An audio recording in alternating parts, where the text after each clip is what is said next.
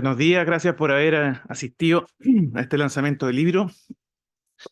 Yo voy a hacer una introducción muy general para darle el paso al decano para que nos dé algunas palabras ahí antes de comenzar. Y enseguida voy a ir anunciándoles un poco cuál sería el orden, porque tenemos un invitado esperando en Zoom, pero todavía no tengo clara la conexión. Así que vamos a empezar ahora con el señor decano para que nos diga algunas cosas. Muchas gracias. Muy bien, muchas gracias, Sebastián. Quisiera, a nombre de la Facultad de Derecho de la Pontificia Universidad Católica de Chile, darles una muy cordial bienvenida a todos ustedes que están presentes aquí y, por supuesto, muy especialmente a quienes han editado este importante libro, National Human Rights Institutions in Europe and Latin America, eh, que son los profesores Sebastián López, Manuel Núñez y Jan Wouters, que justamente vamos a tener una conexión remota con él, ¿ah? Dado que no ha podido acompañarnos a nuestro país. Así que, en primer lugar, por supuesto, vaya la felicitación a todos quienes editaron este libro y, por supuesto, a todos quienes participaron, distintos profesores de muy distintas jurisdicciones, con los distintos capítulos de este importante libro. También quisiera agradecer especialmente a quienes van a presentar este libro, van a hacer los comentarios correspondientes, que son los profesores María Angélica Benavides, de la Facultad de Derecho y Humanidades de la Universidad Central de Chile, y el profesor Sergio Mico, de la Facultad de Gobierno de la Universidad de Chile. Así que, por supuesto, muchas gracias por el trabajo encomiable que siempre significa presentar un libro de estos y leerlo con la curiosidad requerida para desarrollar todo lo que esto implica. Para nuestra facultad es una gran alegría poder albergar esta ceremonia de lanzamiento. Pienso que es un evento muy feliz, como lo son todas las publicaciones y lanzamientos que podemos desarrollar en materia de libros.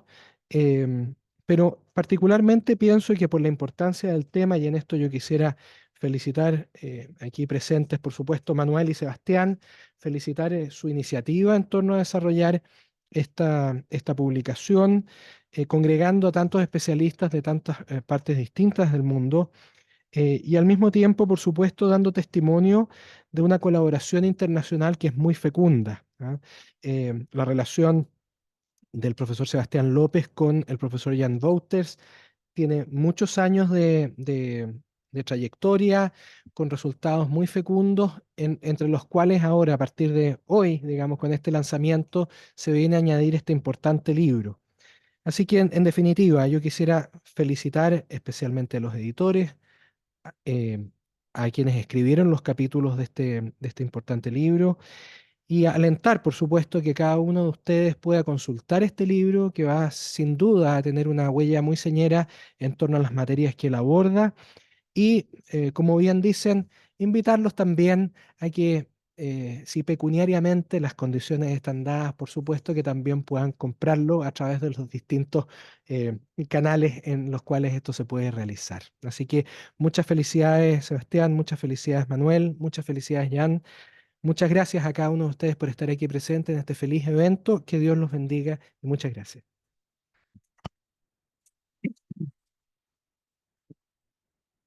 Muchas gracias, Gabriel, por esas encomiables palabras. Vamos a preguntarle a Esteban ahí si tenemos al profesor Wouters conectado. Todavía no, entonces solamente agradecer acá a algunos de mi familia presentes, alumnos míos también, tenemos alumnos de Manuel, amigos, así que agradecerles mucho que estén acá y por supuesto agradecerle a María Angélica que nos quiere acompañar hoy día y a Sergio Mico. Angélica me pidió empezar, entonces como somos muy caballeros siempre las damas, vamos a empezar contigo, Angélica, y si aparece el profesor Wouters, seguimos con él, Sergio, para darte la palabra a ti. Estupendo. Gracias, Sebastián. Esos actos de tradicionales me gustan. Las mujeres primero, está bien. No me enojo, al contrario. Bueno, muchas gracias por la invitación, decano. Muchas gracias a los dos profesores que me cursaron la invitación, a quienes les tengo especial afecto y admiración por el trabajo que desempeñan, a Sebastián López, al profesor Manuel Núñez. Saludo también a mi compañero de mesa, Sergio Mico. Lo que nos convoca hoy día es un libro que sin lugar a duda es un aporte al estudio de la vigencia de los derechos humanos mediante un, eh, un estudio, valga la redundancia, sistematizado de los mecanismos existentes para estos fines. Las instituciones de derechos humanos, como son las figuras del ombudsman, los institutos o comisiones nacionales. ¿Pero por qué es un aporte? ¿Ah? Porque, porque permite la difusión de las distintas experiencias a nivel internacional de estos institutos, en abstracto, no como nombre, de estos institutos, y así permite una comparación y una eventual mejora en lo extendida que son estas instituciones. Más, yo, cerca de 100 ya van, creo, a nivel mundial. Y también es un aporte a la docencia, y esto yo lo quiero resaltar. Es un libro que, sin lugar a duda, va a formar parte, a lo menos, de la bibliografía complementaria de los cursos en materia de protección de los derechos humanos. Es uno de los pocos esfuerzos colectivos internacionales de tal calidad. Resulta inoficioso para mí ahora hacer en esta instancia solo una referencia a cada uno de los trabajos o colaboraciones que forman parte de este libro. Desde ya, y como punto de partida, obviamente señalo que cada uno de esas colaboraciones, artículos o trabajos es un aporte, como señalé, a la discusión y sobre todo a la difusión de estas distintas formas que asume la institucionalidad para la vigencia de los derechos humanos en distintas partes del mundo. Sin embargo, resulta sí interesante de destacar, desde mi punto de vista como profesora de Derecho Internacional, y el tema que más me gusta son las fuentes y cómo el derecho internacional va moldeando el sistema internacional a través tanto de normas jurídicas como de instituciones y de normas no jurídicas. Resulta interesante destacar cómo surge, se modela, se adecúa o se legitima por su necesidad y coincidencia con el concierto internacional, la regulación nacional de estas instituciones. Como bien se recuerda en el libro, ellas nacen, o más bien ellas se miran desde el ámbito internacional para establecer ciertos parámetros de mejor funcionamiento y efectividad a través de los llamados principios de París, que los alumnos a lo mejor no los conocen, pero después de este lanzamiento van a tener que conocerlo. Estos principios fueron acordados en un encuentro desarrollado, como sabemos, en el año 91, y no fue una iniciativa particularmente, una iniciativa intergubernamental o alentada especialmente por los estados, al menos no por la mayoría, para buscar una mejor forma de regular y estructurar instituciones a nivel nacional que se ocupen de los derechos humanos. Sin embargo, y dada su relevancia, fueron tomadas, como bien se recoge en diversos artículos del libro, por Naciones Unidas en el seno de la Asamblea General, para la dictación de la resolución 48-134 en el año 93. La Asamblea, en su función, en su competencia de promoción de los derechos humanos, derivados, ¿cierto?, de la Carta de Naciones Unidas, se acordarán los alumnos, dicta esta resolución, y en ella se reconocen estos principios como estándares internacionales para la conformación de estas instituciones. Esta resolución, además, se potencia junto a la instancia no gubernamental creada para efectos de certificación o acreditación, más bien. Es así entonces como es posible señalar que la existencia en calidad y eficacia de las distintas instituciones de promoción, protección y fiscalización de la vigencia de los derechos humanos, una entre varias a nivel nacional, pero la más específica, constituye un esfuerzo o el resultado de un esfuerzo de actores de distinto nivel, no gubernamental, organismos formales intergubernamentales a nivel internacional, como la Asamblea General. De ahí que estas instituciones puedan ser vistas desde la perspectiva mía como en la forma en cómo actúa o interactúa el orden internacional en términos generales como un logro de la ductibilidad y flexibilidad que ofrece el sistema internacional actual. A saber, por un lado, la iniciativa no gubernamental como un vehículo de propuestas y acciones, no quitando el protagonismo a los estados, pero sí siendo un actor de relevancia, con efectos prácticos, como son los principios del año 91. Por otro lado, las posibilidades que tienen los órganos internacionales, en este caso la Asamblea General, para recepcionar ese esfuerzo no gubernamental y traducirlo en una resolución puesta a disposición de los estados para la protección de los derechos humanos, resolución no vinculante. Y en ese caso está la resolución del año 93. Y por otro, la aceptación de los estados, más o menos con distintos matices, como uno puede ir viéndolo al abordar las distintas contribuciones en el libro, para crear instituciones de esta naturaleza o bien de re-regularlas o tratarlas en el Concierto Nacional de Protección de los Derechos Humanos como un actor de importancia. Esta área de protección de los derechos humanos nos muestra entonces que iniciativas, no necesariamente del orden jurídico internacional, asociadas, por ejemplo, a un tratado, o bien forzando efectos jurídicos a instrumentos internacionales, o atribuyendo personalidad a quienes no la tienen en el ámbito internacional, son esfuerzos virtuosos y permiten ir modelando desde las perspectivas nacionales, que tiene mucho que ver con la forma de creación de estos instrumentos internacionales, tanto los principios como la resolución, sistemas multidimensionales de protección de los derechos humanos, tanto en lo orgánico como en lo regulatorio.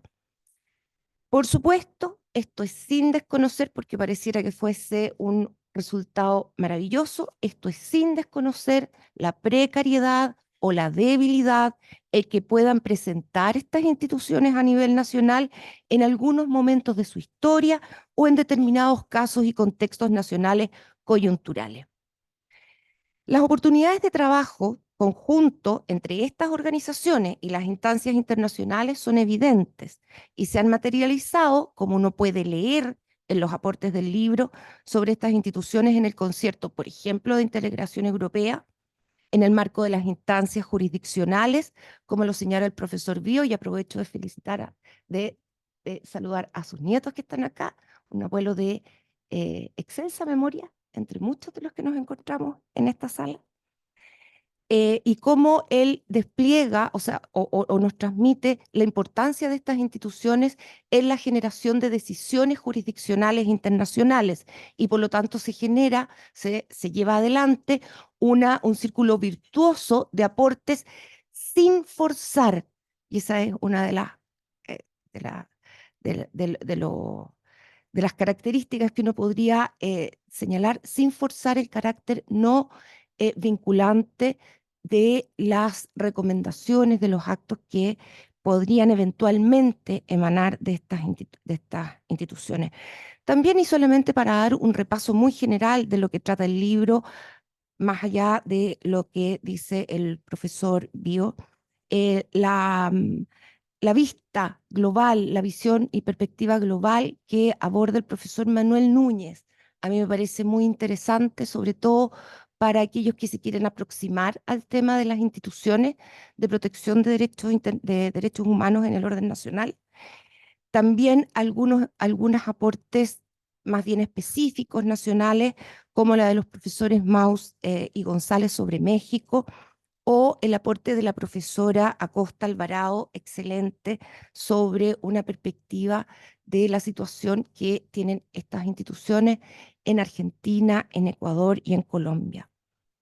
Entonces, y ya para ir terminando, la relevancia, que es lo que a mí me deja el libro, es la interacción entre los distintos actores, sin desconocer el rol del Estado en el sistema internacional, la valía de las iniciativas no gubernamentales y el valor que ellas tienen en algunos despliegues, sobre todo jurisdiccionales, a nivel internacional especialmente, y el impulso que ambos actores da el sistema flexible del derecho internacional sin necesitar fuentes formales, o mejor dicho, sin necesidad de atribuir obligatoriedad jurídica a aquello que no lo es. Facilita esto, contribuye y finalmente promueve la vigencia de los derechos humanos, adoptando perspectivas nacionales que son importantes en la conformación de este orden internacional.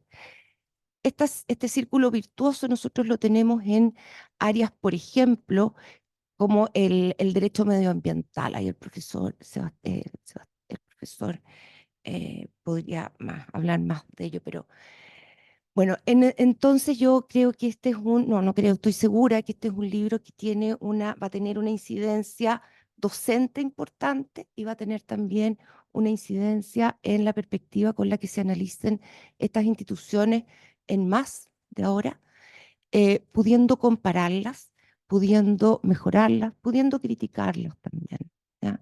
Es un esfuerzo que yo felicito al profesor Manuel Núñez y al profesor Sebastián López. Muchas gracias.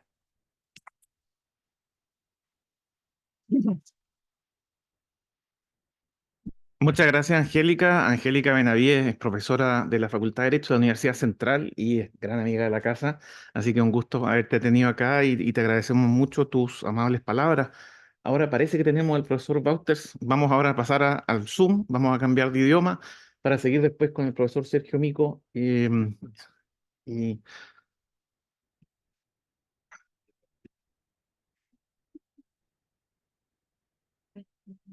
So I would like to introduce Professor Jan Bouters of the Catholic University of Leuven. I don't know if he's already connected, so we can hear him.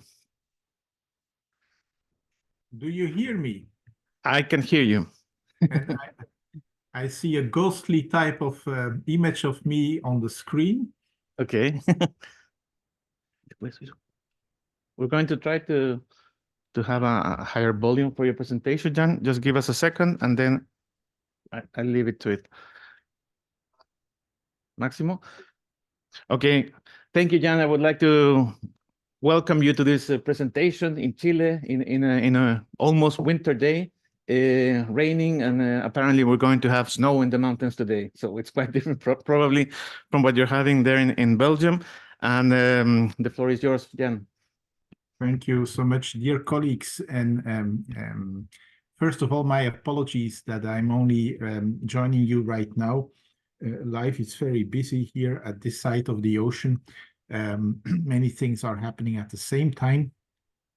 But the good news is I'm now with you, and I'm delighted that we can celebrate together the publication of this beautiful book.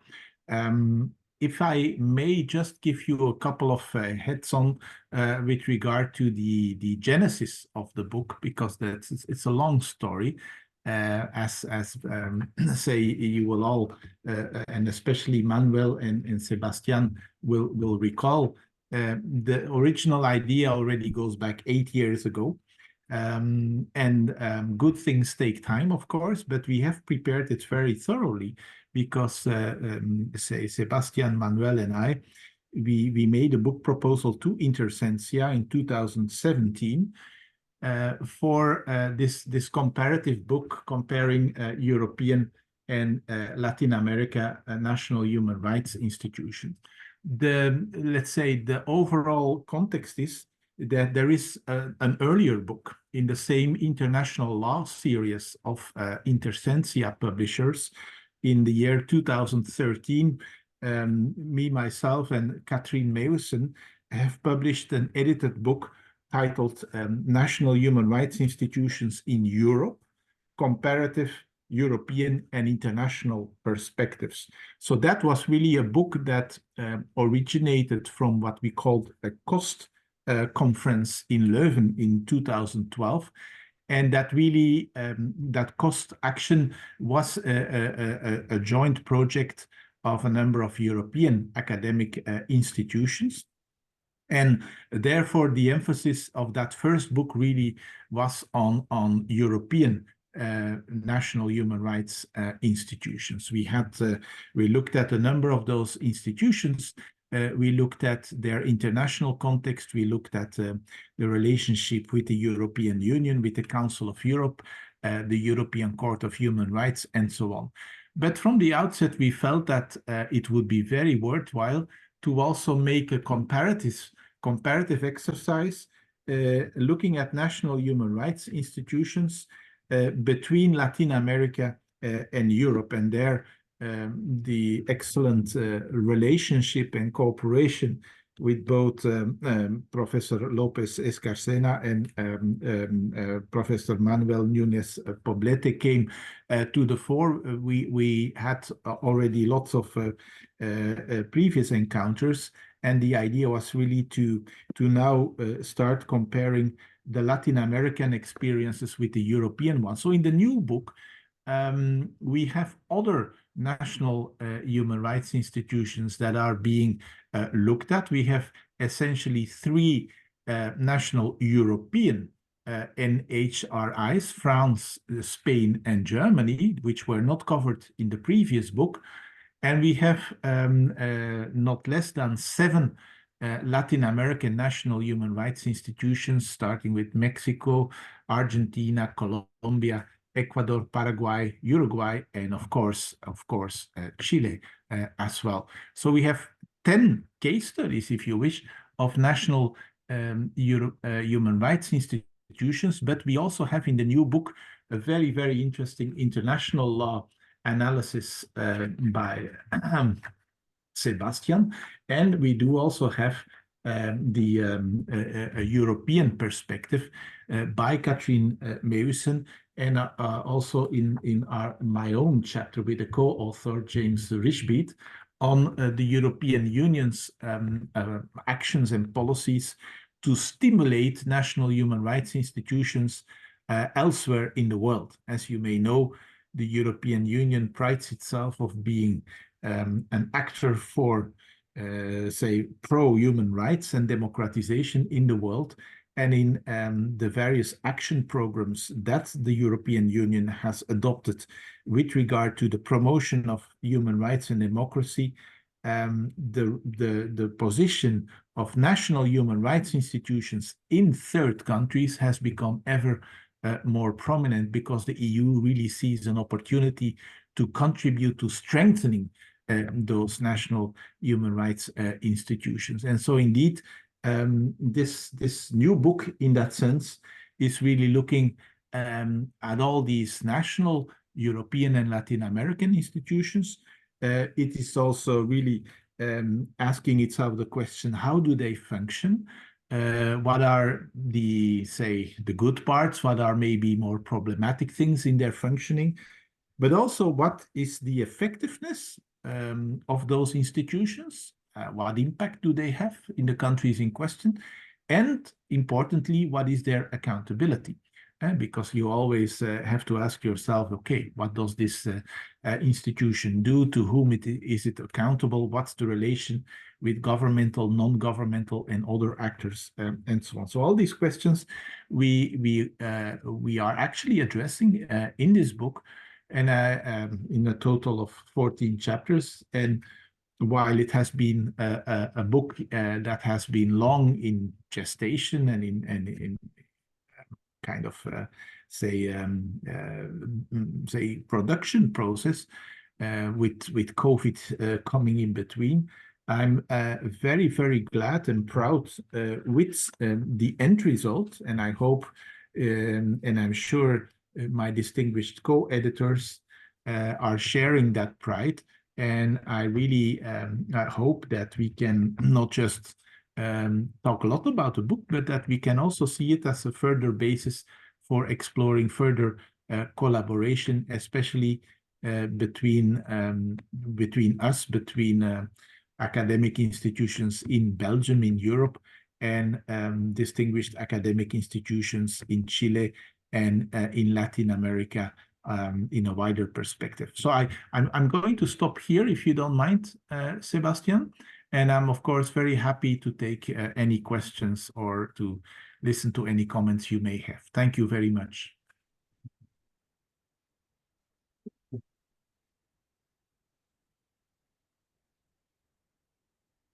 Thank you, Jan. That was very interesting and very kind words. We know that you have another commitment, so don't worry about that. You are free from now on. You can go to your other commitment. It was really nice to have you here with us virtually. I hope we have you here in person next time. But of course, say hi to everyone there in Leuven, and thank you for everything. I will. And again, my deep gratitude to both you, Sebastian, and to Manuel for all the excellent cooperation. I want to also thank the two faculties, which are really excellent faculties with a very distinguished, say, faculty members, but also with excellent research tracks. And I must say, I really enjoyed our cooperation. And if anything, it smacks of more. And I hope that we can indeed explore additional new ways of working together. If I may just add that with our Leuven Center, we are now also starting a wider international trainee network funded by the European Union that is also focusing on the European Union and Latin America relations. So it is well possible that I may come a little bit closer to you again, geographically and thematically in the coming years. So, but again, thank you very much, and I wish you a very good continuation of your say event. Thank you. Thank you, Jan.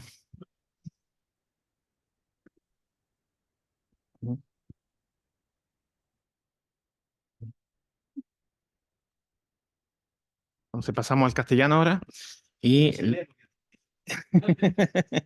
y le damos la palabra a Sergio Mico, profesor de la Facultad de Gobierno de la Universidad de Chile, y por supuesto le agradecemos que nos acompañe esta mañana. Voy a partir contradiciendo a Sebastián, diciéndole que el que tiene que agradecer soy yo. Efectivamente, tener a la vista el libro ha sido una muy grata experiencia, y coincido con María Angélica Benavides que va a ser, tiene que ser un libro indispensable en la docencia, pero también en la jurisprudencia, porque trata, y en la legislación, porque trata de temas que en nuestro país no tenemos resuelto. Ahora, cuando me llamó Manuel, con quien compartir el ser integrante del Consejo del Instituto, Manuel Núñez, le aclaré inmediatamente que, si bien soy abogado y fui elegido por los consejeros del instituto, de la por los decanos y decanas de las facultades de Derecho en las universidades reconocidas por el Estado, entiendo que el decano acá presente votó por mí, ya, no soy con mucho un experto en Derecho Internacional de los Derechos Humanos en términos sustantivos ni orgánicos.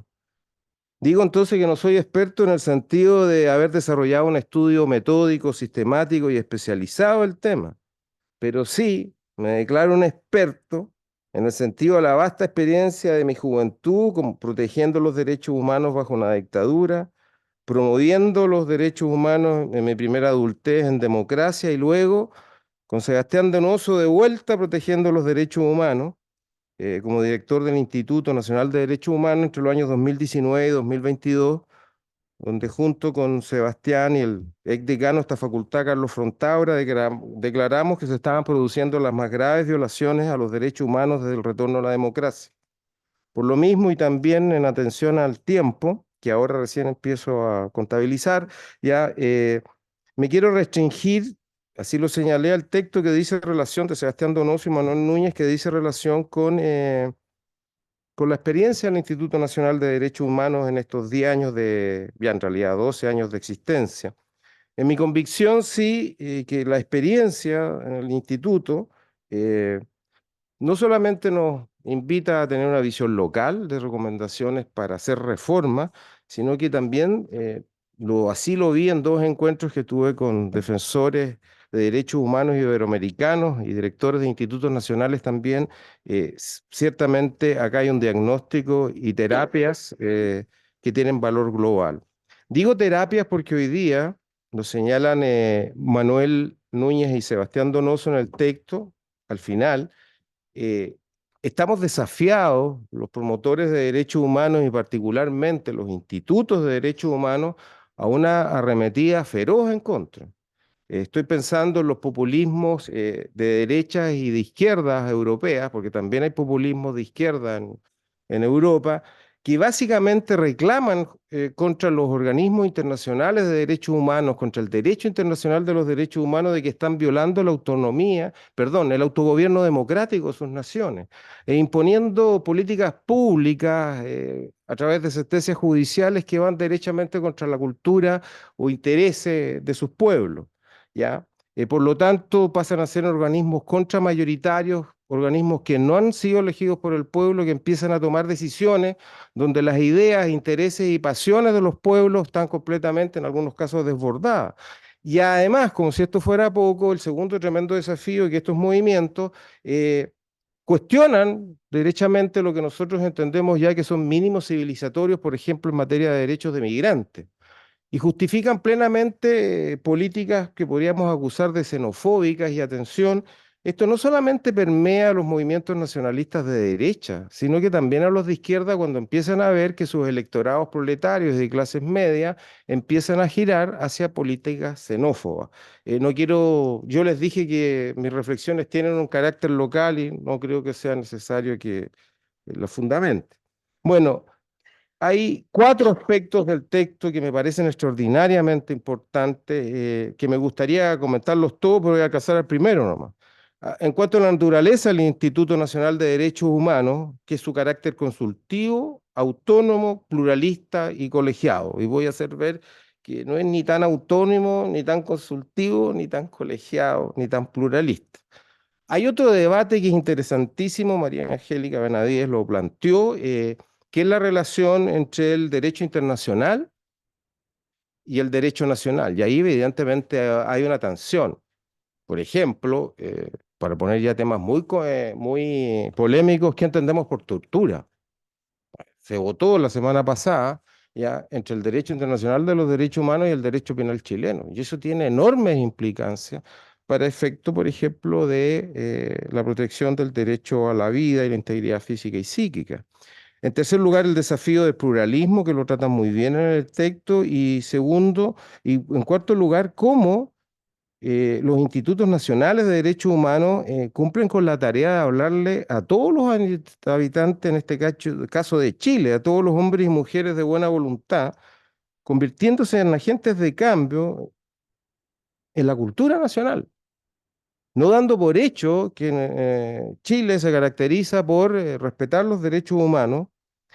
Y no solo entonces restringirnos a normas que regulan al Estado de Chile o a prácticas que realiza la administración pública, en especial las Fuerzas Armadas, Policía y Gendarmería, respecto a los cuales siempre tenemos más bien una relación conflictiva, lo cual también es motivo de tensión en nuestras sociedades.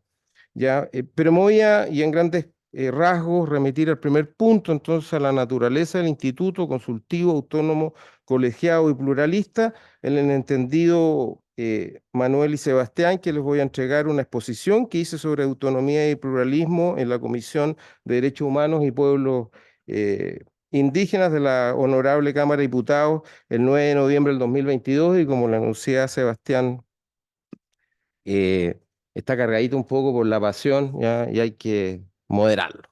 Bueno, dicho lo cual, entonces entro al carácter consultivo.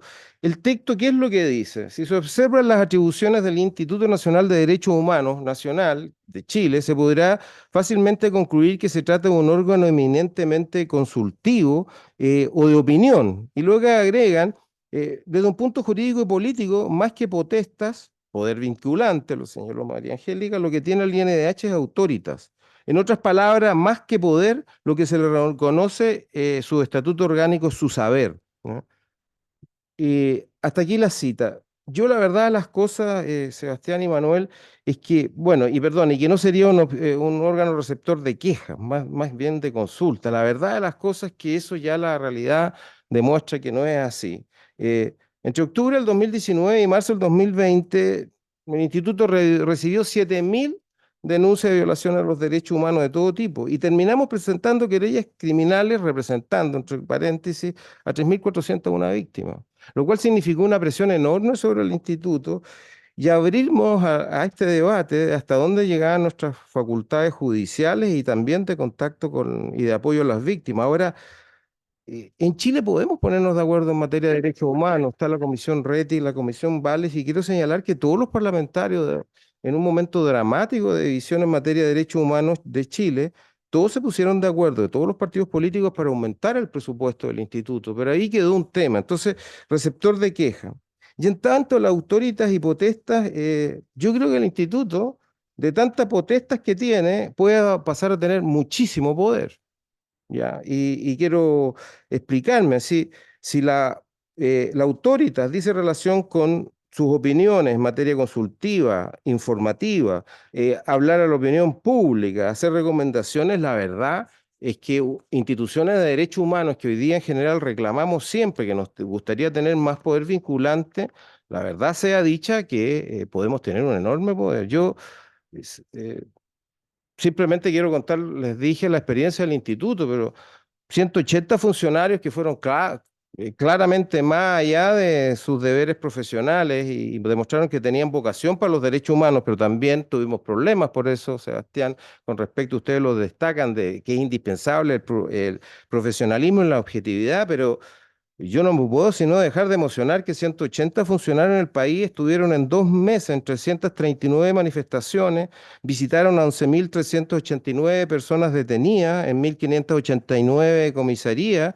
y estuvimos con 3.838 personas heridas y visitando varias veces, en algunos casos, 68 recintos de salud.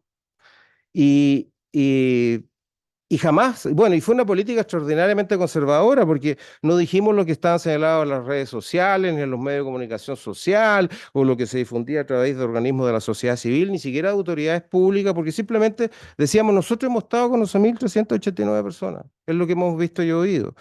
Y eso produjo un enorme impacto y jamás nuestras cifras fueron condenadas. Y les quiero decir que el impacto fue tan grande que en Instagram pasamos en un mes de 6.000 seguidores a 270.000 seguidores, de 46.000 seguidores en Facebook en 235.000.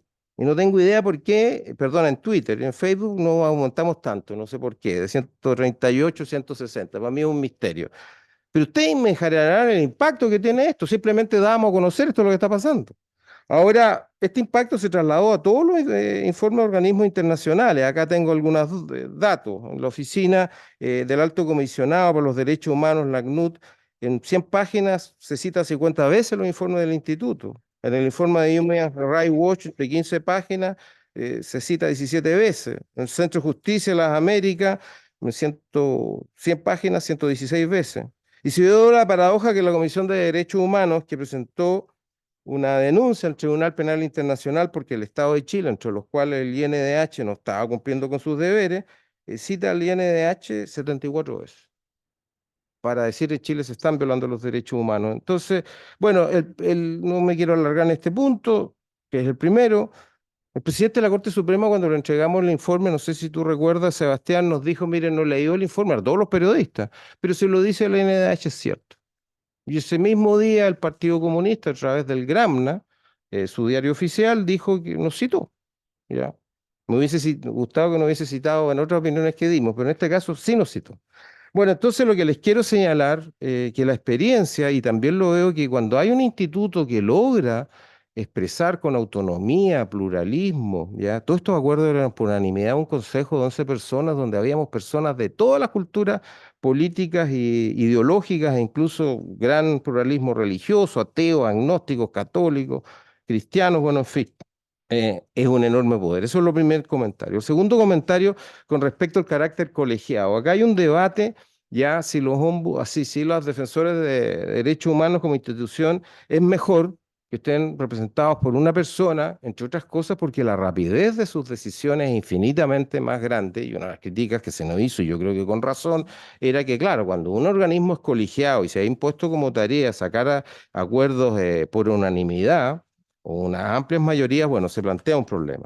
Y ahí me está ocurriendo lo que me siento que ocurre, que me empiezo a enredar en las páginas, pero en este caso la verdad es que nosotros por unanimidad eh, planteamos que es bueno a propósito del debate constitucional que los organismos sean colegiados.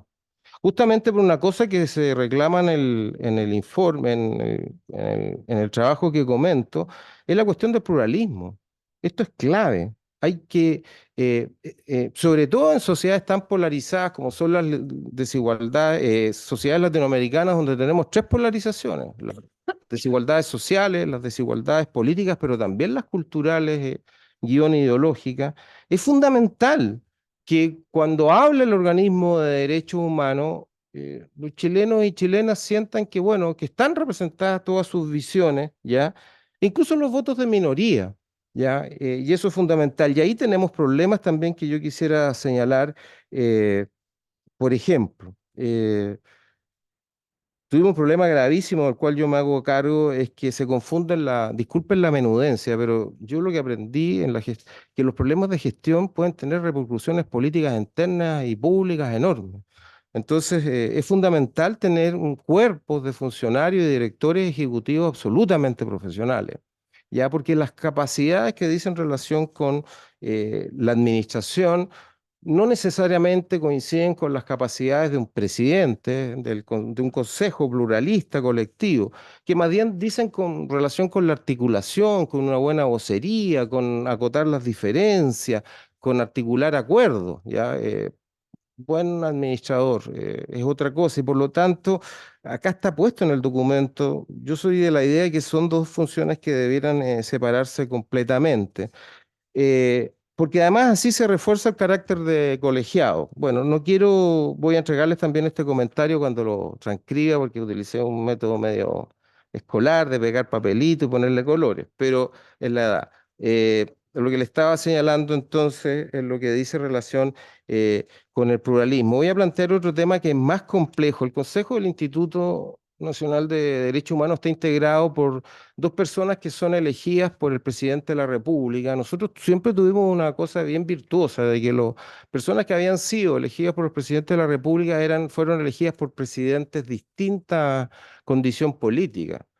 Ahora, eso podría, entonces como que se podrían empatar, es decir, un demonio controla a otro demonio. Pero no quiero decir solamente eso, sino que además, efectivamente, como se señala acá, una cosa es ser elegido por un determinado organismo y otro sentirse que uno representa a ese organismo, en este caso al presidente de la República. Nunca ocurrió, ya, los elegidos por los presidentes de la República en general siempre concurrieron a nuestros acuerdos, haciendo, por cierto, su aporte. Ahora, eh, pero sí más complejo fue que nosotros tenemos cuatro personas, y voy a meterme en la pata de los caballos, elegidos por organismos de la sociedad civil. Y la verdad de las cosas es que no tengo la impresión, tengo la opinión más absoluta de que eso no fue bueno ni para el pluralismo ni para la autonomía del instituto. ¿Ya? Están acá los nietos de don Eduardo. Don Eduardo habla del tema, de los aspectos positivos de la participación de la sociedad civil, por ejemplo, defendiendo a las víctimas, por ejemplo, promoviendo políticas de verdad, de justicia, reparación, participando en instancias judiciales. Me parece muy bien. Pero el problema que tenemos es que, por ejemplo, en el caso del instituto había un padrón electoral de 180 organizaciones de derechos humanos y en algunos casos votaban 60 para elegir a 2, 4 consejeros del instituto. Y ahí hay un sexto, primero, y lo está planteado en el texto muy diplomáticamente, como son Manuel y Sebastián, yo no tengo la virtud de la prudencia, Sebastián lo sabe, eh, que es poco representativo de la sociedad chilena y por lo mismo no es bueno para el pluralismo del instituto.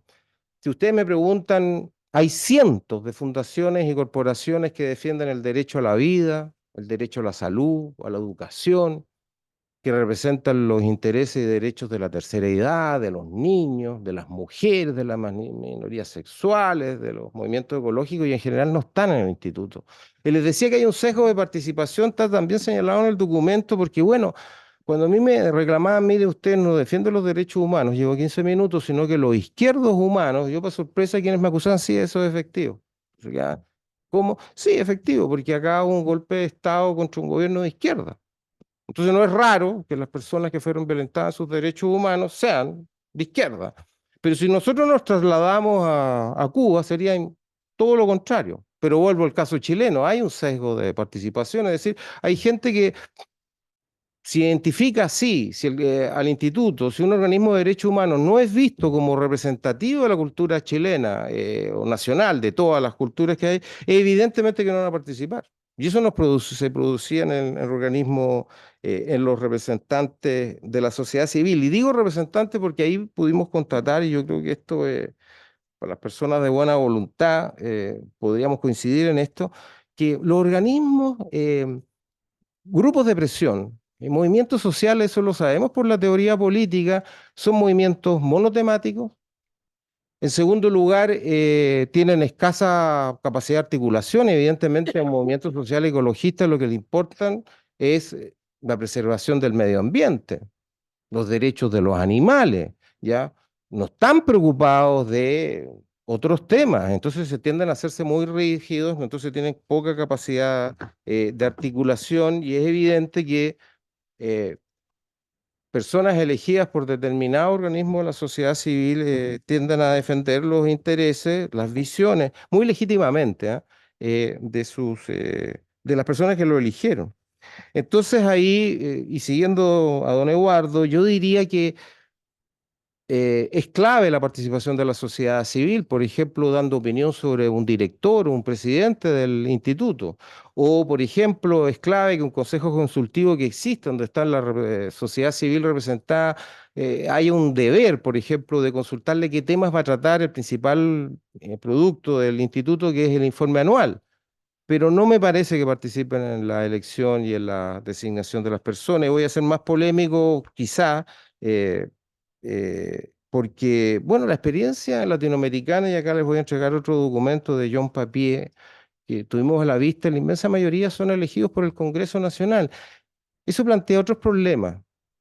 Se habla de cuoteo político, sí, yo lo llamo pluralismo político, pero el Congreso Nacional es la asamblea permanente, representativa, pluralista, eh, es el corazón de la democracia.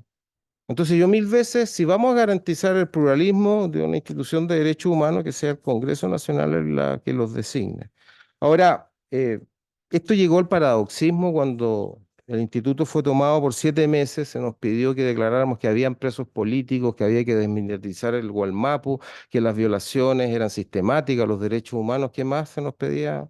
Eh, bueno, en fin, hoy día a la refundación de Carabineros, hoy día nadie defiende eso, pero estuvo 7 meses tomado y el instituto fue incapaz, como lo hicieron todos los organismos internacionales de derechos humanos, de condenar la toma que evidentemente atentaba contra la autonomía que definen los autores administrativos y también política del instituto. Y los representantes, los elegidos por la sociedad civil, nunca la condenaron. Bueno, y voy terminando con el tercer tema del cual les quería hablar. Bueno, les hablé ya en realidad del pluralismo de la institución. Eh, la autonomía de la institución, entonces, para ir redondeando estas ideas, no solamente se juega en la independencia administrativa que está tratada por usted, la independencia ante el poder estatal, particularmente el Ejecutivo, eso es clave, ¿ya? Sino que también la autonomía se juega en la relación que tiene con las fuerzas sociales y políticas, que pueden ejercer una producción brutal, incluso más fuerte que los agentes del Estado, en democracia, claramente. Es la experiencia del instituto. En materia de pluralismo, yo ya les señalé algunas reflexiones. Y quiero terminar con lo que empecé, que es el desafío, entonces, las instituciones de derechos humanos. Están al final del documento y simplemente voy a leerlas. Ellos recuerdan que nosotros tenemos que superar la visión de los derechos humanos como una cuestión relacionada exclusiva o principalmente con los derechos civiles y políticos, en particular con las violaciones de los mismos ocurridos durante el periodo 73-90. Me temo que hoy día vamos a estar eternamente metidos en las violaciones a los derechos humanos del 2019. Digo me temo si eso es lo principalmente lo que va a ser una institución de derechos humanos o lo que se va a conocer ante la opinión pública, yo creo que con injusticia. Entonces es un desafío tremendo. El segundo que ellos dicen es desarrollar un mandato de un modo que interprete las diversas visiones existentes de la sociedad chilena. ¿Ya? Y tercero, frente a las tendencias sociales y políticas globales que ponen en duda o derechamente socavan los supuestos básicos del sistema internacional, los institutos tienen que hacerse cargo de eso. Y acá, nuevamente, un tema que es muy polémico, que ustedes deslizan, no, en realidad tratan, es el mandato del Instituto Nacional de Derechos Humanos. Cuando uno tiene que ir a hablar con la viuda de un carabinero asesinado o con la viuda de un trabajador forestal asesinado, y que en el cementerio han gritado, ¿y dónde están los derechos humanos? Entonces llegábamos con algunos consejeros, recuerdo un diálogo dramático con Carlos Frontaura, donde nos decían ustedes no solamente no defienden nuestros derechos, sino que desarman a los carabineros.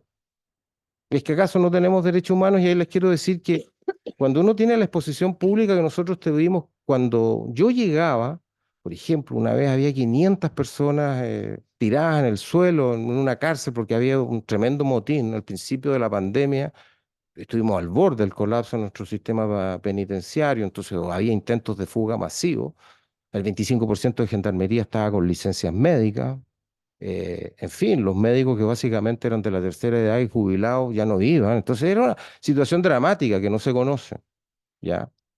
Disculpen, voy a hacer un paréntesis, ahí es muy jodido cuando el instituto se relaciona con los gendarmes presentándoles querellas criminales simplemente.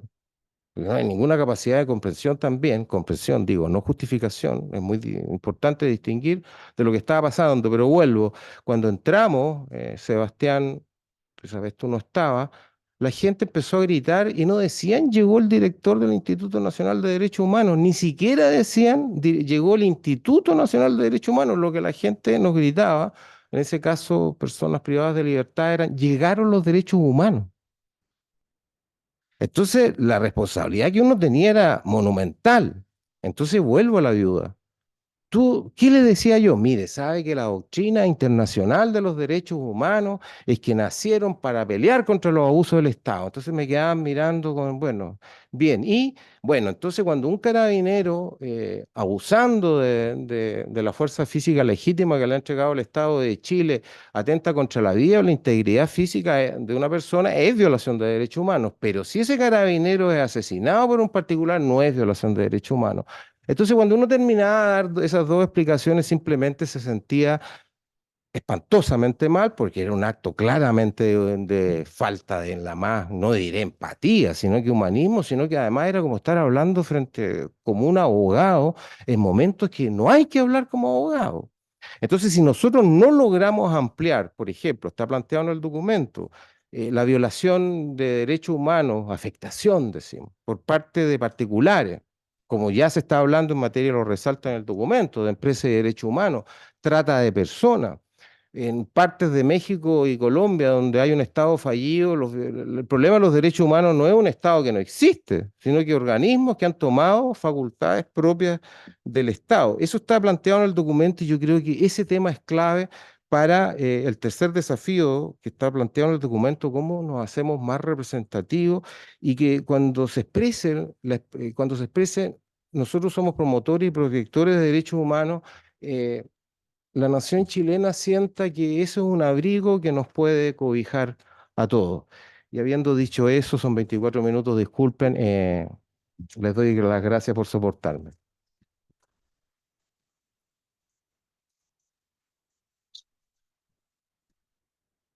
Muchas gracias, Sergio, por esas interesantes palabras que nos llaman a la reflexión. Yo me voy a parar porque voy a hacer una pequeña presentación con un PowerPoint. Mientras lo instala ahí Carolina, la idea mía es dar un pie un poco atrás y contarles qué son los Institutos Nacionales de Derechos Humanos para los que nos están acompañando y se interesan por el tema, y qué son los principios de París y las dificultades que estos traen, que resultaron ser bastante interesantes. Mi contribución en el libro tiene que ver bastante con eso y a ver si de repente alguno de ustedes se entusiasma con el tema como nosotros. Lo tengo que hacer desde acá arriba porque si no, no veo dónde estoy. Muchas gracias. Como pueden ver, entonces, mi presentación se llama Principios de París e Instituciones Nacionales de Derechos Humanos. Y... Ah, no, verdad. Esa era la idea. Y partiendo por ver qué son las instituciones nacionales de derechos humanos, que ustedes, algunos, o sea, hay gente que sabe del tema y muchos estarán metidos acá y otros están introduciéndose en el tema, que me parece lo más lógico, pensando un poco en los alumnos, también parientes míos y parientes, evidentemente, de Eduardo, que no sé si estudian derecho o no, pero me imagino que les podrá interesar. Y la definición que da la ONU en un manual de 1995 es simplemente entidades estatales o entidades establecidas por el Estado mediante una constitución, una ley o un decreto, que tienen como función específica la promoción y la protección de los derechos humanos. Y los principios de París, que vamos a ver cómo interactúan, no son jurídicamente obligatorios. sin embargo, un parámetro indiscutido para medir el diseño estructural de estas instituciones. Y esto es interesante porque lo que se mide es la creación de la institución, el establecimiento, pero queda la duda de qué tan útiles son para medir la eficacia como se utilizan, y les voy a explicar un poquito después. Les voy a contar también cómo surgen. Porque para entender todo esto hay que ver un poco en qué momento comienza el interés por las instituciones nacionales de derechos humanos, y acá tiene mucho que ver Naciones Unidas, quien desde sus inicios, en 1945, se preocupa por este tema, y tenemos que el primer movimiento, si ustedes quieren, hacia adelante, sería una invitación que hizo el Consejo Económico Social de la ONU en 1946 para que los Estados miembros adopten algún tipo de comité, algún grupo que colabore con la labor que estaba llevando recientemente creado la Comisión de Derechos Humanos dentro del sistema universal que tenía de protección de derechos humanos.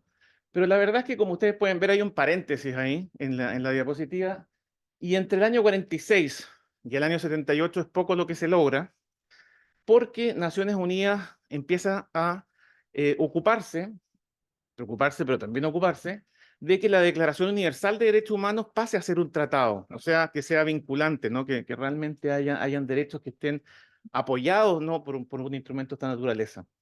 Y finalmente tenemos los pactos internacionales de 1966 de derechos civiles y políticos y derechos económicos, sociales y culturales. Estos entran en vigor en 1976. Y si se fijan, cuando ya entran en vigor, Naciones Unidas vuelve a interesarse en estos institutos, en las instituciones nacionales de derechos humanos. Y todo comienza realmente acá, en un seminario que se lleva a cabo en Ginebra en 1978. En este seminario se adopta por primera vez la palabra técnica Institución Nacional de Derechos Humanos. Además, en el informe final se adoptan unas directrices que hablan de estas instituciones, dándole funciones más amplias que las que van a tener después. Pasamos entonces al famoso taller de París, que le da el nombre a los principios, que en verdad se llaman, nunca me acuerdo mucho el nombre, pero son como principios sobre el estatus de las instituciones nacionales, una cosa así. Es el nombre que finalmente tienen. Y es bien interesante la génesis de esto, porque explica muchas cosas que vienen después. Este taller es de nuevo a iniciativa de la ONU, pero se desarrolla en Francia con apoyo del gobierno y de la Comisión Nacional Consultativa de Derechos Humanos, que es la primera institución nacional de derechos humanos que se establece en 1947, ¿no? La Comisión Francesa. Son 3 días de un taller donde asisten unas 50 personas de 35 nacionalidades, que vienen principalmente como representantes de institutos nacionales de derechos humanos. También tenemos alguna presencia de, evidentemente, órganos de la ONU y también de organismos regionales importantes, como la Corte Europea de Derechos Humanos, la Comisión y la Corte Interamericana de Derechos Humanos, la UNESCO también está presente, la OIT. Y tenemos, por supuesto, también organismos no gubernamentales, ONG, pero estas solamente van como observadores. Entonces son las mismas instituciones nacionales de derechos humanos las que se reúnen y las que dan lugar a estos principios que las van a regular después. Y esto es interesante porque explica el proceso de autoacreditación que ellas hacen a través de redes internacionales. Sería un poco lo que les voy a contar. Es interesante que los principios de París surgen solamente el último día, con un borrador que presentan los representantes de las comisiones de Australia, de las Filipinas, de Francia y de México. Y se vota sin debate. Y eso también explica por qué los principios tienen como modelo ideal la comisión. Naciones Unidas reconoce como distintos tipos la comisión, que es colegiada, el ombudsman, que sería unipersonal, y habría que hacer algunas explicaciones. También están los híbridos, que son latinoamericanos, por ejemplo, en general. Y el instituto, que se conoce como el modelo danés, ¿no? Que proviene del centro, que ahora se llama Instituto Danés de Derechos Humanos. También colegiado, pero está más pensado para países desarrollados, en el sentido de que también desarrolla una labor de investigación, de documentación, etc. Nosotros tenemos un instituto, por ejemplo, en Chile. En la América Latina, Uruguay tiene un instituto que a la vez es una defensoría pública, una cosa media complicada, pero somos los únicos que tenemos institutos. La mayoría de las instituciones latinoamericanas son defensorías ¿cómo se llaman? Defensorías del pueblo. Y provienen de la española, ¿no? El origen es el defensor del pueblo español, que a su vez proviene del proveedor de justicia, el portugués, que proviene del ombudsman sueco. Entonces, una figura que aúna esta función de promoción y protección de los derechos humanos con un monitoreo de la administración pública, de alguna manera. Estos principios son tan importantes que se reconocen por la Comisión de Derechos Humanos en una resolución del 92, se mencionan también en la importante Conferencia Mundial de los Derechos Humanos que se desarrolló en Viena en la última declaración, y también lo reconoce la Asamblea General de Naciones Unidas en una resolución de 1993. Hoy en día también están incorporados en dos tratados, en el protocolo opcional de la Convención contra la Tortura y en la Convención sobre los Derechos de las Personas con Discapacidad, si no me equivoco. Y vamos entonces, y ahí está, ¿qué es lo que nos dicen los principios de país? Como yo les contaba, están tratando sobre la creación de estas instituciones y los requisitos que deben reunir, se los puse ahí, son básicamente una competencia amplia en derechos humanos. Ese es el primero. El segundo es que tengan un establecimiento legislativo en el sentido de que haya algún tipo de normativa jurídica en la que descansen. Otro punto que mencionaba Sergio, que es muy importante, es que la composición sea representativa, sea pluralista de la sociedad civil a la que pertenece, tiene necesariamente que ser independiente del Estado. Recordemos que es una institución estatal que es independiente del Estado y que vela por la promoción y protección de los derechos humanos. Obviamente una infraestructura y financiamiento adecuado, que puede parecer como pedestre, pero sin eso no se consigue mucho. Y un punto importante es que pueden tener, por eso el poder es opcional, la posibilidad de atender reclamaciones individuales. Pero sigamos viendo un poquito más adelante. Hoy en día, como vamos a ver, se puede calificar como Instituto Nacional de Derechos Humanos o Institución Nacional de Derechos Humanos solamente aquellos que han sido acreditados por la Alianza Global de Instituciones Nacionales de Derechos Humanos. ¿Y en qué consiste esto? Y es que en 1993, las mismas instituciones, acuérdense que son las instituciones las que se reúnen principalmente en París, en 1993 crean un Comité Internacional de Coordinación que pasa en el 2016 a conocerse como Alianza Global de Instituciones Nacionales de Derechos Humanos. Esta alianza global y este comité eran relativamente informales, pero se van formalizando cada vez más, a pesar de que es una red de instituciones nacionales de derechos humanos, que viene a integrarse a las redes regionales que empiezan a surgir, tanto en América, en Europa, en Asia-Pacífico y en África. Y probablemente la principal función de la alianza global es la acreditación. La acreditación de los institutos nuevos, instituciones nuevos, y la reacreditación de los que ya están acreditados. Hay tres tipos de acreditaciones, por así decirlo. Clase A, clase B y clase C, que ya básicamente ni siquiera nos fuimos a la B, sino que ahí ya quedamos fuera. La clase A significa que estoy en pleno cumplimiento de los principios de París. Esto a mí me hace miembro de la Asamblea General de la Alianza Global, me da derecho a voto, me da derecho de voz en el hoy Consejo de Derechos Humanos de la ONU y además me permite participar en el examen periódico universal. La mayoría de las instituciones, por ejemplo, nacionales de derechos humanos en América Latina tienen acreditación clase A, algunas con clase B y algunos no tienen. La clase B significa que soy miembro de la Asamblea, de la Alianza, pero no tengo voto. Y la clase C es básicamente el que no cumple los requisitos. ¿Quién hace la acreditación? El subcomité de acreditación. Como les estaba contando, esto se ha formalizado, está en los estatutos de la Alianza Global y están las reglas de procedimiento del subcomité, pero este subcomité, digamos, viene a ser la presentación física, si ustedes quieren, de esta autoevaluación que hacen las instituciones, y esto es muy importante, porque ellas optaron por un proceso de acreditación mediante la evaluación de pares, o sea, son las mismas instituciones las que se evalúan a través del subcomité de acreditación, que está integrado por representantes de las 4 redes regionales. Este subcomité de acreditación además emite observaciones generales donde explica el contenido de los principios de París y cómo se pueden aplicar en la práctica.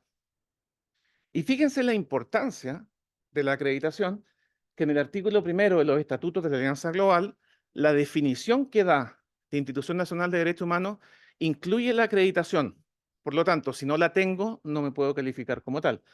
Como pueden ver ustedes, dice, es una institución nacional independiente, establecida por un miembro o Estado observador de las Naciones Unidas con un mandato constitucional o legislativo de promoción y protección de los derechos humanos y que está acreditado, o trata de estarlo, por la GANRI, que es la Alianza Global, en consonancia con los principios de París.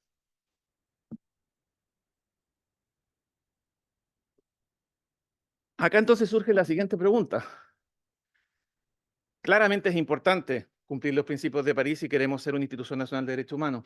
Sin embargo, estamos hablando de un instrumento que no es vinculante. Esto no es un tratado. Pero ¿por qué tiene tanta influencia? Y acá entonces es importante, en mi opinión, conocer el origen de todo esto. El origen porque son las mismas instituciones las que se reúnen, las que crean estas redes, las que además se acreditan y las que van desarrollando esto a través de las observaciones generales que hacen que los principios de París hayan sido calificados como un instrumento vivo. Es una especie de interpretación autoritativa que van haciendo ellas mismas.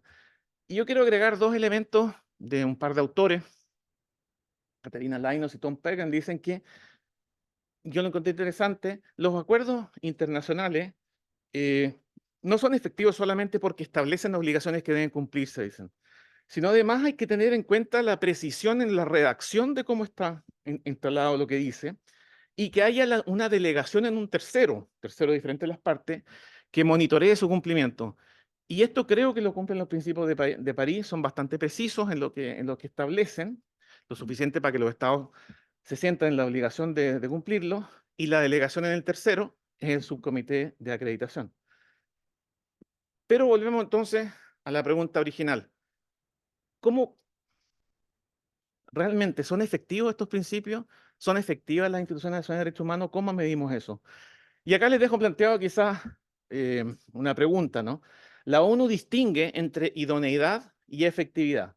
La idoneidad de una institución sería que esté estructurada de acuerdo a las características políticas, económicas, culturales del Estado al que pertenece. La efectividad, en cambio, significa que influya positivamente en los derechos de los individuos, de los grupos. Y acá recojo algo que mencionó Sergio y que también mencionan Manuel, también Sebastián Donoso en su contribución, yo estoy completamente de acuerdo. Las instituciones nacionales de derechos humanos no tienen imperio, lo que tienen es un poder moral, como se ha llamado. Y volvemos a la tradicional distinción que hacen los romanos de autoritas con potestas. La potestas es la fuerza socialmente aceptada. La autoritas es el saber socialmente aceptado. Y lo que tienen las instituciones nacionales de derechos humanos no es la posibilidad en general de emitir decisiones vinculantes, sino solamente sugerir, persuadir y llamar a la acción al Estado. ¿En qué sentido? De que se promuevan y se protejan los derechos humanos. Y evidentemente, esa autoritas depende de quién la va. Por lo tanto, es importante cómo se integran estos institutos. Es importante pensar, ¿no? ¿Queremos una entidad que sea unipersonal o es conveniente que sea colegiada? Y cuando nosotros elijamos a esas personas, ¿quiénes son las personas más aptas? ¿Quiénes son los que más saben de esto? ¿Quiénes son las personas que más comandan al resto? ¿Cómo vamos a hacer que sean pluralistas? Etcétera. Así que para terminar, ¿para qué? ¿Por qué y para qué las instituciones nacionales de derechos humanos? Básicamente tres ideas. Personifican la autorregulación, que es lo que ya les contaba, la rendición de cuentas y la responsabilidad estatal en materia de derechos humanos. Este punto también es importante. Fueron concebidas desde sus orígenes como las contrapartes domésticas a las organizaciones internacionales en la materia, como la Comisión de Derechos Humanos, reemplazada por el Consejo de Derechos Humanos. Y por último, un punto que yo creo que es muy importante, es que fomentan el buen gobierno y la preeminencia del derecho. Entonces, unas últimas palabras para explicar por qué. El buen gobierno consiste en el uso razonable del poder político que tiene el Estado. Y la preeminencia del derecho justamente limita ese poder, están relacionados. ¿Cómo pueden ayudar en ese sentido estas instituciones?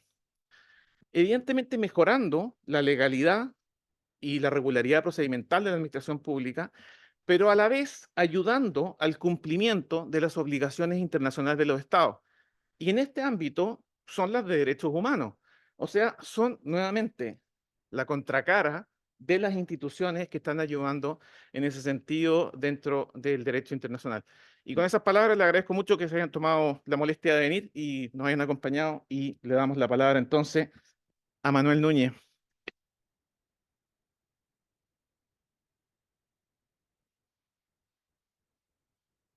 Eh, Muchas gracias, Sebastián. En primer lugar, yo quisiera saludar al decano y en la persona de él, a la facultad que nos recibe esta mañana, y también a todos los eh, colegas, amigos, alumnas que nos han venido a este acto, digamos, que tiene siempre de festivo, que es el comunicar que un libro que costó tiempo, trabajo, eh, lanzar.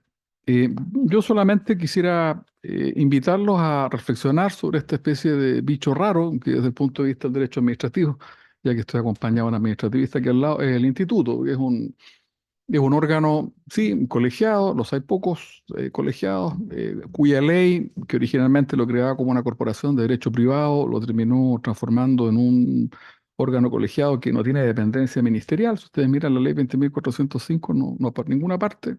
Quedó al final, en la práctica, bajo la dependencia del Ministerio de Secretaría General de la Presidencia, porque así venía en el decreto promulgatorio y podía haber quedado en otro lado, en el Ministerio de Justicia, porque los estatutos se aprueban por decreto y el único punto de conexión con el gobierno es el acto del gobierno, el decreto supremo que aprueba los estatutos.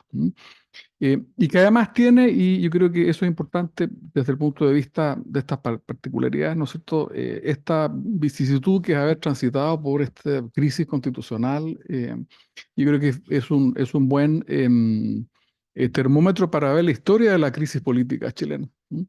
Yo tuve la suerte de haber sido designado por el presidente Piñera para los primeros 6 años, y una de las cosas que nos contó, ya que Sergio desclasificó aquí algunos historias, ¿no es cierto? Y es que costaba en esos primeros años, costaba invocar la Constitución. Entonces, yo me acuerdo que los primeros informes era mal visto, no se hablaba de la Constitución. Entonces yo decía, oye, es que el derecho a la vida también está en el 19 número 1. Entonces uno como que tenía que insistir, porque ya había un cierto movimiento que también se expresaba al interior del instituto de deslegitimar la Constitución como fuente de derechos humanos, y por otro lado tomar solamente la expresión del derecho internacional como única fuente de los derechos humanos. Esa Constitución era contraria, como lo dice Sergio, a esa noción como personalizada que hay también de los derechos humanos. Mi hijo tiene una compañera de curso que él dice que ella piensa así y él no dice, pues no puede decir ciertas cosas, pero digo, ¿por qué no? Es que ella me dice, ella es de los derechos humanos, me dice. Mi hijo tiene 10 años, ella es de los derechos humanos. Entonces hay una idea de los derechos humanos, los derechos humanos, dice los derechos humanos. Como que va a venir alguien que representa los derechos humanos, eso que van a la cárcel.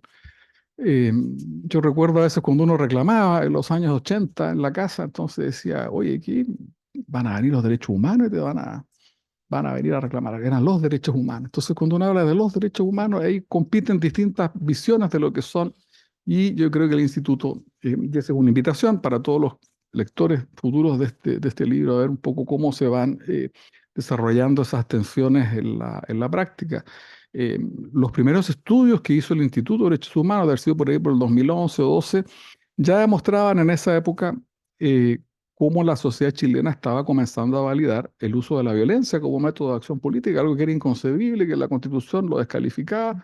Y lo estoy hablando del año 2013, 2012, y estaban identificados los segmentos más o menos etarios en los que había coincidencia en ese propósito, y bueno, después la historia la conoció, la vivió y la padeció en alguna medida aquí nuestro amigo Sergio Mico. Como todo acto de lanzamiento, también es el momento para encontrarse con la gente que colaboró en esto. Bueno, desde luego Sebastián, Jan, Sebastián Donoso, con quien escribimos un capítulo. Bueno, y hay otros autores que hoy día no nos han podido acompañar. Y yo quisiera terminar mis palabras de agradecimiento y reconocimiento con uno especial respecto del único de los que colaboró en el libro y que se nos fue a fines del 2022, que es Eduardo Bío. Hoy día nos acompañan sus nietos Eduardo Bío y Pascual Bernal Bío, en cuyas personas nosotros como editores quisiéramos también rendir un homenaje, un recuerdo. Em, yo ahora cuando escucho a Sebastián y a Sergio, claro, recuerdo todas esas cosas que uno vivió cuando estaba editando el libro, y los títulos, cómo nacen los índices, las pequeñas discusiones a veces sobre qué cosa, qué cita es mejor, en fin. Y recuerdo, claro, el momento en que nosotros convidamos a Eduardo y él gustosamente aceptó sumarse a este reconocimiento. De manera que yo invito aquí a Pascual, Sebastián, para que hagan recepción a nombre de la familia del libro de una persona que además ha sido muy importante para todos los que estamos aquí, porque hay algunos autores ahí que lo conocen ahí desde la época en que Eduardo fue profesor, otros lo conocimos después, como después de la Corte Interamericana, en fin, y creo que él es uno de las voces también interesantes, importantes que aparecen ahí, y todos somos en alguna medida tributarios de ese recuerdo. Y esto es importante también para los chicos que nos acompañan, ¿no? Mis estudiantes de la Católica del Paraíso, que eh, es un egresado nuestro, digamos, de muy grata memoria para todos los que estamos acá. Yo no quisiera alargarme más, Sebastián, e invitarlos a leer el libro. Desgraciadamente está un poco caro, eso no depende de nosotros, pero como yo soy optimista y el dólar va a bajar y el euro va a bajar, espero que sea más asequible eso. Así que muchas gracias.